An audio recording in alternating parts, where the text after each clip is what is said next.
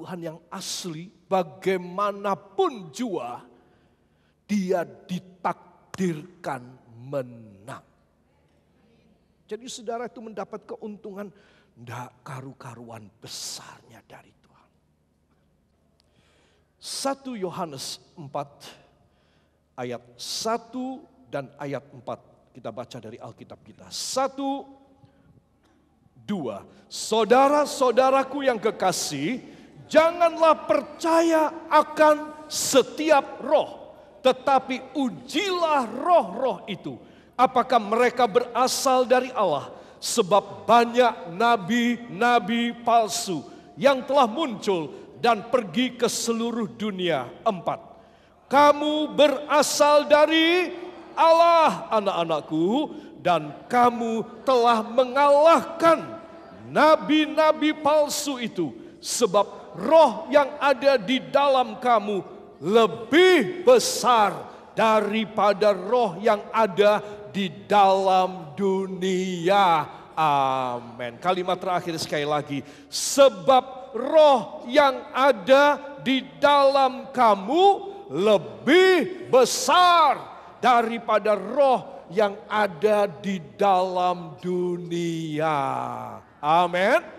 Nah, lega saya. Lega saudara. Karena saya dan Anda ini ditakdirkan. Katakan, saya aslinya ditakdirkan sebagai anak Bapa menang terhadap roh-roh dunia. Sebab roh yang di dalam saya yang diberi oleh Allah Bapa lebih besar daripada yang di dalam dunia. Amin. Tapi kalau saudara cuma komat kamit, saya tidak yakin. Ya, ayo ulangi lagi. Saya ditakdirkan oleh Allah Bapa untuk menang terhadap apapun. Karena roh yang di dalam saya ternyata lebih besar daripada roh duniawi. Beri tepuk tangan yang baik buat dia. Haleluya. Luar biasa. Ketika saya lemah, saudara lemah, tolong baca ayat ini. Kau akan menerima kekuatan. Kau merasa dikecewakan oleh orang. Engkau ditelikung. Engkau merasa bahwa engkau dijadikan kayak orang bodoh, dikadalin saja sama dia. Saudara, kau pegang perjanjian Tuhan. Aku mempunyai roh yang lebih besar. No problem. Aku akan mendapat sesuatu yang hebat dari Bapa. Pencobaan seperti apapun, itu semua roh duniawi. Dan roh yang ada di dalamku lebih besar. Amin. Ingat loh, saya katakan tadi, kalau ada satu kendaraan atau satu model transportasi hilang, pesawat atau kapal atau kendaraan hilang, saudara, jangan engkau tidak percaya bahwa iblis yang meraibkan. Engkau harus percaya. Karena roh duniawi itu luar biasa, saudara. Itu sebab kalau seorang anak Tuhan, dia benar-benar anak Tuhan. Dan dia hidup dalam satu keadaan yang begitu dekat dengan Tuhan. Saudara, dia selalu berkata, roh yang di dalam aku lebih besar. Coba aja, kalau sampai roh dunia berani sama aku hancurkan dan tengking dalam nama Yesus. Amin. Rohku lebih besar daripada roh dunia. Ayo saya minta jemaat yang kekasih. Jangan kecil hati apa-apa nangis. Apa-apa ngamuk, nekat, minggat dan lain sebagainya. Saya kasih tahu pada Anda. Roh yang di dalam engkau lebih besar daripada roh di dalam dunia ini. Kalau engkau dan saya memilikinya, engkau anak Tuhan yang asli. Engkau dipermuliakan oleh Bapa-Mu. Haleluya. Puji nama Tuhan. Para kekasih, dunia semakin tidak karu-karuan. Itu sebab kalau Anda mempunyai roh yang lebih besar, maka engkau akan menjadi makin senang di dalam kehidupan ini. Amin. 2 Raja-Raja pasal yang kedua, mohon dibuka dari Alkitab saudara. 2 Raja-Raja pasal yang kedua ayat yang ke-9 dan ayat yang ke-15, para kekasih. Ada satu peristiwa yang kita sudah tahu dan ini ya Ini menyenangkan dan sekaligus mengherankan. Dalam ayat yang ke-9 halaman 528 lebih kurang perjanjian lama 528. Elia naik ke sorga. Ya saudara. Mari kita akan baca ayat 9 dan ayat 15. Wow. Ayat 9 dan ayat 15. 1, 2. Dan sesudah mereka sampai di seberang, berkatalah Elia kepada Elisa, mintalah apa yang hendak kulakukan kepadamu sebelum aku terangkat daripadamu. Jawab Elisa, biarlah kiranya aku mendapat 2 bagian dari rohmu. 15. Ketika rombongan nabi yang dari Yeriko itu melihat dia dari jauh, mereka berkata, roh Elia telah hinggap pada Elisa. Mereka datang menemui dia, lalu sujudlah mereka kepadanya sampai ke tanah. Amin. Para kekasih, coba lihat. Mintalah apa, hai muridku Elisa, yang kau kehendaki. Saudara, Elisa ini murid yang setia banget. Tetapi kali ini kesetiaannya ada motivasinya. Dan Tuhan tidak menyalahkan. Tuhan malah bilang, kamu memang murid yang pinter. Karena kamu tahu gurumu akan aku angkat hidup-hidupan ke dalam sorga dalam kemuliaan. Kamu kepingin mewarisi kekuasaan dan kuasanya. Bahkan kamu minta 2 kali lipat. Ya, aku selalu berpikir positif. Oke, kamu minta 2 kali, 3 kali, 4 kali, aku kasih. Karena aku melihat hatimu benar. Saudara, itu sebab ketika Elia sang guru sudah mencoba menahan murid ini. Elisa, kamu tidak boleh ikut ya.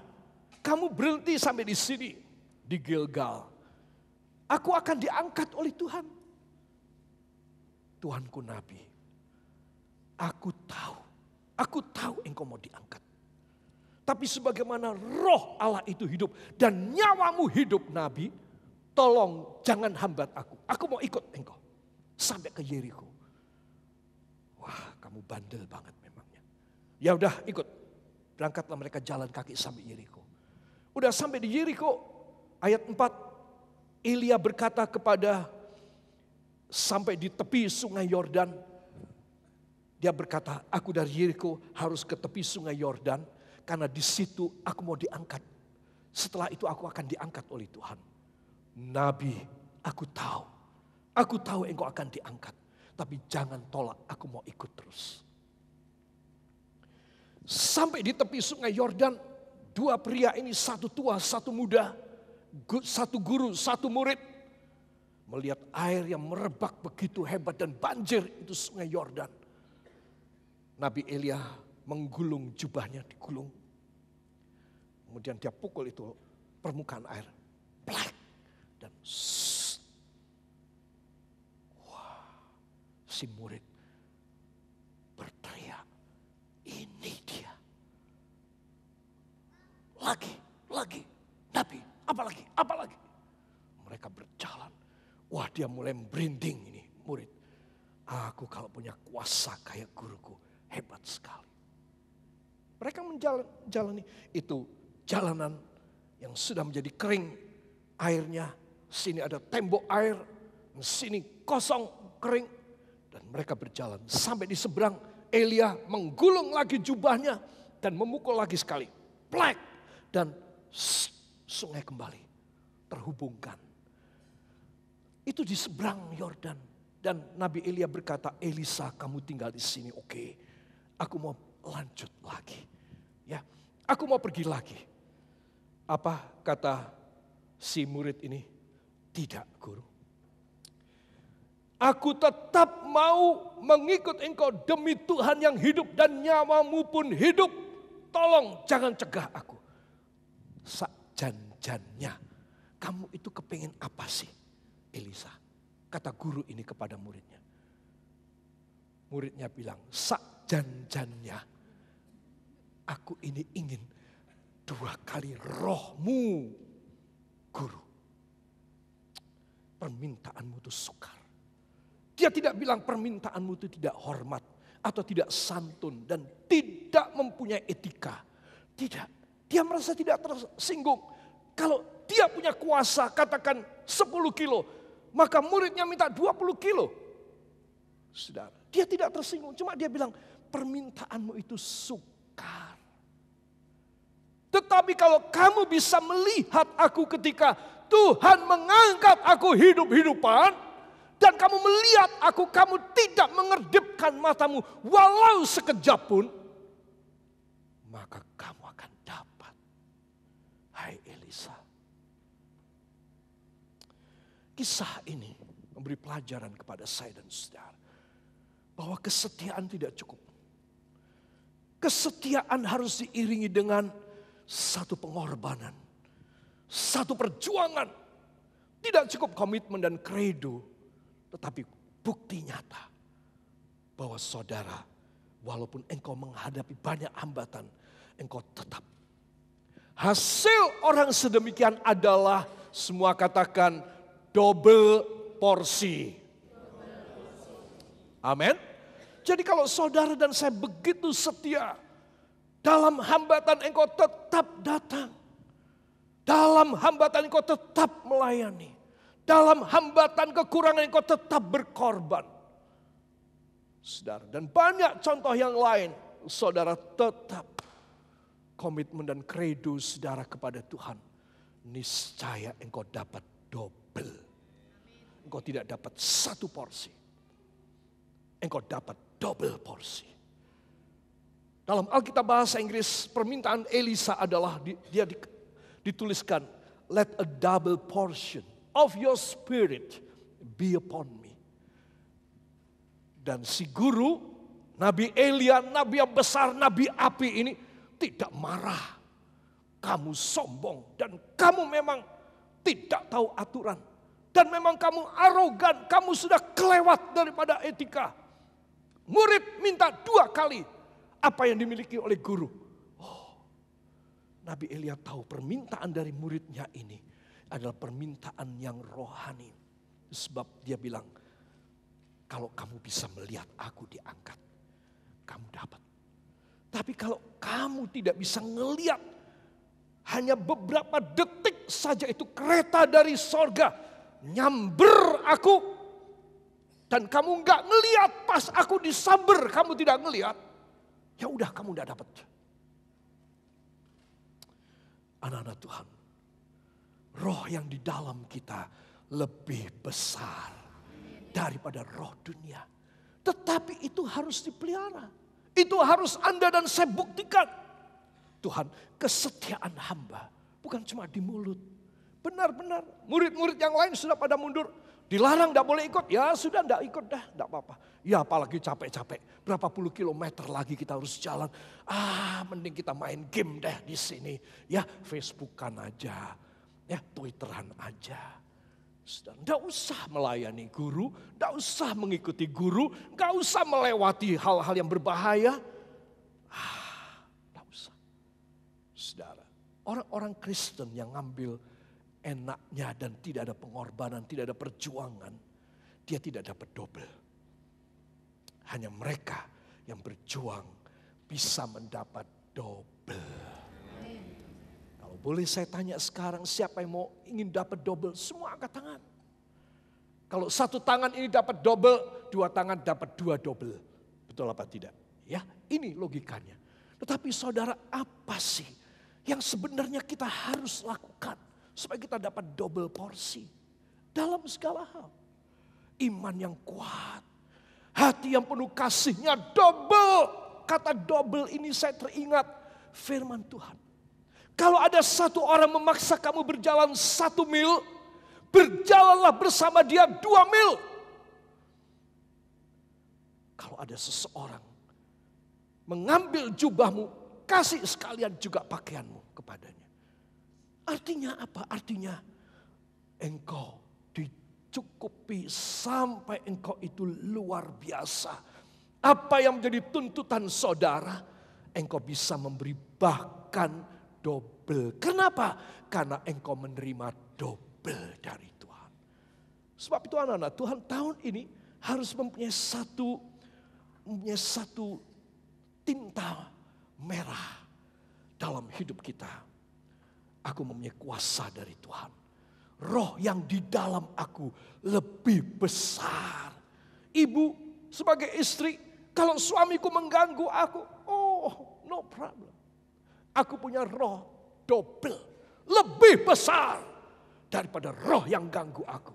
Demikian juga sebaliknya suami, oh istri, kalau engkau mau mengganggu, engkau mau apapun, hai anak, engkau mau macam apapun, hai karyawan, hai bosku, hai kolegaku, hai tetangga, hai family, hai saingan dagangku, engkau mau bikin apapun, aku rohnya double. Kau jangan main-main, aku rohnya double. Saudara, kalau saudara punya keyakinan demikian, saudara, engkau membayar harganya seperti Elisa. Para kekasih, apa yang saya tuliskan pada ayat yang keempat. Anak-anak Tuhan asli bagaimanapun ditakdirkan menang. Amin. Ditakdirkan menang. Orang mau bikin seperti apa perusahaan saudara. Engkau dibikin malu seperti apapun. Biarin, tidak apa-apa. Aku malu tidak apa-apa. Aku tidak ada sesuatu yang harus aku unggulkan. Tidak ada. Never mind. Karena aku mempunyai roh yang lebih besar. Kalau aku punya roh yang lebih besar, luar biasa. Sebab ibu, bapak, ya, semua anak-anak muda, kakek dan nenek yang sudah sepuh, hidup ini harus dijalani bersama dengan Roh Kudus dan firman Tuhan. Maka barulah saudara akan bisa menikmati apa yang dituntut dari saudara. Engkau bilang, aku punya lebih karena aku punya double. No problem. Itu sebab Anda dan saya harus punya keyakinan. Apa yang aku belum dapat sekarang, aku bisa dapat dari Bapa. Apa yang sekarang aku tidak mampu, aku akan dimampukan. Tahun ini, katakan tahun ini, Tuhan memberi kepada saya roh yang double. Supaya hidup saya penuh kemampuan. Dalam segala bidang. Beri kemuliaan yang baik bagi dia. Para kekasih, angkat tangan, ucapkan terima kasih kepadanya. Semua engkau yang percaya dan engkau yang tidak bimbang. Engkau yang mau berjuang untuk hal ini. Ucapkan terima kasih kepadanya. Terima kasih Bapa, kami tidak hidup dari penglihatan kami. Dari mata kami hidup dari iman kami kepada firman-Mu. Meskipun begitu berat tahun ini dan tahun yang antah berantah yang kami tidak tahu bagaimana. Namun satu perkara, roh yang ada di dalam kami lebih besar daripada roh yang ada di dalam dunia ini. Sekali lagi beri tepuk tangan yang baik buat dia. Terima kasih Bapa. Terima kasih Yesus. Terima kasih Roh Kudus. Hanya di dalam nama Tuhan Yesus, Juru Selamat dan Penebus kami. Kita yang percaya mengaminkan. Amin. Para kekasih, saya akan tutup. Roh yang lebih besar, dan ini benar-benar dahsyat. Saya ingin mengajak Anda flashback, mundur pada kitab Kejadian pasal 1. Dalam Kejadian 1 ayat 1 sampai 3. Roh Allah adalah eksekutor. Katakan, roh Allah adalah pelaksana Allah. Atas semua firman Allah yang akan melaksanakan adalah roh Allah. Jadi bayangkan kalau saudara punya double. Oh, orang lain masih setengah mati. Yang saudara sudah luar biasa. Itu seorang anak Tuhan. Dia harus memperkaya hidup rohaninya. Diperkaya. Aku sudah punya ayat. Aku ingin lebih banyak ayat. Aku sudah mengerti rahasia ini. Aku sudah mengerti rahasia itu. Tuhan kasih rahasia yang lain. Biar hamba lebih diperkaya oleh Engkau Tuhan. Seorang anak Tuhan, dia bekerja sebagai ibu rumah tangga, sebagai pendidik di sekolah atau di kampus, sebagai seorang businessman atau businesswoman, ya, sebagai seorang yang bekerja mencari uang, yang mengelola sesuatu kepercayaan Allah, bidang apapun, perhatikan, engkau membutuhkan Roh Kudus yang double. Kenapa? Karena tahun ini makin tua, 2016, 2017.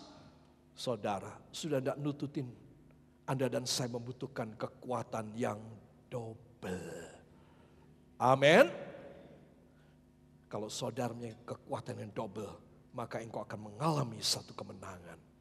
Efesus 1 ayat 14, roh ini yang akan menjamin bahwa kita akan mendapat semua janji Allah. Ya, jadi Roh Kudus ada pada kita, double, wah lebih cepat dong. Saudara punya CPU di komputer saudara, ya dulu cuma satu mesin, kemudian ada double mesin, ya ada duo prosesor. Sekarang sudah ada quad prosesor. Sekarang sudah ada 8 prosesor. Wah cepat sekali, saudara. Engkau mempunyai satu processing yang lebih cepat. Kalau saya dan Anda mempunyai roh yang double, apa yang harusnya lama kita dapat, lama prosesnya lebih cepat. Amin. Amin. Ya, para kekasih, jangan kecil hati Anda. Matius 12 ayat 32. Itu sebab saya ingin mengajak jemaat untuk menghargai Roh Kudus. Jangan merendahkan Roh Kudus. Orang yang menista Roh Kudus tidak ada pengampunan. Penghujat Roh Kudus tidak ada pengampunan. Itu sebab Anda dan saya kita harus mohon. Oh Roh Kudus, tolong. Ketika engkau berfirman malam hari ini, dan hamba mempunyai roh yang double di dalam hidup hamba. Kehendakmu engkau firmankan, dari dalam hidup hamba ada tenaga yang double untuk mendapatkannya. Hamba pasti mendapatkan dari engkau. Amin.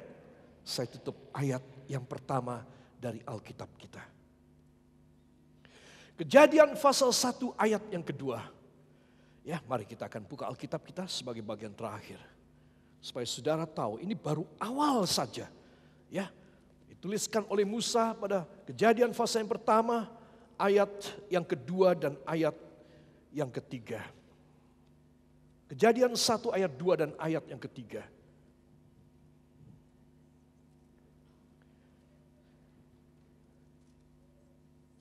Satu, dua. Bumi belum berbentuk dan kosong. Gelap gulita menutupi samudra raya. Dan Roh Allah melayang-layang di atas permukaan air. Berfirmanlah Allah, jadilah terang. Lalu terang itu jadi. Amin. Coba.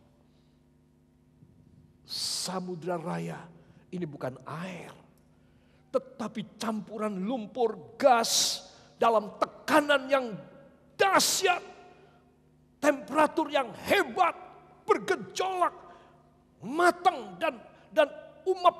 Umap itu apa? Mendidih. Apa itu? Mendidih, bergejolak, seluruhnya adalah Roh Allah melayang-layang. Itu sebab melihat semua yang mes dan tidak karuan, semua yang chaos, maka apa? Berfirmanlah Allah, jadilah terang. Lalu terang itu jadi. Mulai dipisah, terang dan gelap. Samudra raya yang tidak karu-karuan mulai menjadi tenang. Saudara, di mana ada Roh Allah, di situ ada terang Tuhan. Engkau tidak akan pernah berjalan dalam kegelapan dan mata gelap apalagi tidak. Di mana ada roh Allah, di situ ada kejadian. Sebab dalam bahasa Aramik disebutkan, karena Musa menuliskan dalam bahasa Aramik, Tuhan berfirman, I create as I speak. Aku menciptakan ketika aku berfirman. Lalu disambung, abrakadabra. Ini curangnya tukang sulap di seluruh dunia. Karena mereka mencuri ayat firman dari ayat yang ketiga. Jadilah terang itu dalam bahasa Aramik adalah abrakadabra. Tetapi oleh mereka dijadikan keluar kelinci dari topi. Ya, kemudian keluar balon, keluar api. Ya saudara, mereka mencuri ayat 3 dari Kejadian pasal 1. Apa sih? Abrakadabra berarti let there be light. Jadilah terang. Dari semua yang gelap, Tuhan menciptakan terang. I create as I speak. Abrakadabra. Jadilah terang. Malam ini pulanglah. Hati saudara, barangkali saya tidak tahu. Adalah lebih baik kita jujur di hadapan hadiratnya. Tuhan, hamba lagi galau, hamba lagi takut dan khawatir. Hamba lagi tidak nyaman. Hamba lagi deg-degan Tuhan. Hamba lagi tidak hidup senang selama ini. Hamba lagi mangkal dan jengkel. Hamba lagi marah dan emosional. Tapi Tuhan, ketika Engkau berfirman, abrakadabra, let there be light. Biarlah terang-Mu ada pada hamba sekarang. Kalau aku pulang Tuhan, aku akan membawa terang-Mu ini ke dalam rumah tangga, pada pekerjaan, pada anak-anakku. Ada yang mursal Tuhan, pada suamiku Tuhan. Ada yang nyeleweng Tuhan, ada istri yang tidak benar Tuhan.